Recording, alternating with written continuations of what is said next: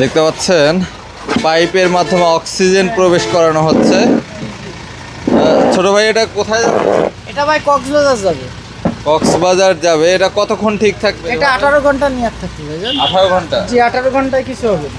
এই যে অক্সিজেন যে দিচ্ছ, জি এখানে কতটুকু অক্সিজেন আছে? এখানে আর মাছ কতটুকু আছে? এখানে মাছ আছে আপনি 1.5 কেজি। 1.5 কেজি মাছ। কি মাছ আছে এই প্যাকেটে? এটা অরিজিনাল G3 রুই আছে।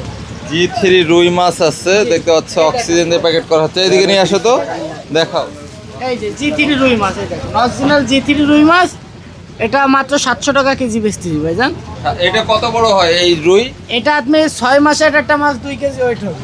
2 কেজি। করো তো কিভাবে অক্সিজেন করা হচ্ছে সেটা এখন আপনাদেরকে দেখাচ্ছি।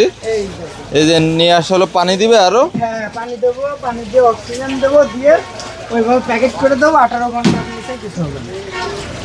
মাছ এই দেখেন মাছ, অক্সিজেন কত দিয়ে সুন্দর। প্যাকেট করা হচ্ছে। অক্সিজেন দিয়ে কত টাকা নাও?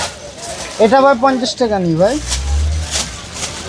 মাছ বাদে এমনি প্যাকেট করতে 50 টাকা নিই অক্সিজেন মানে প্যাকেট। প্যাকেট এবং অক্সিজেন সহ 50? হ্যাঁ হ্যাঁ হ্যাঁ।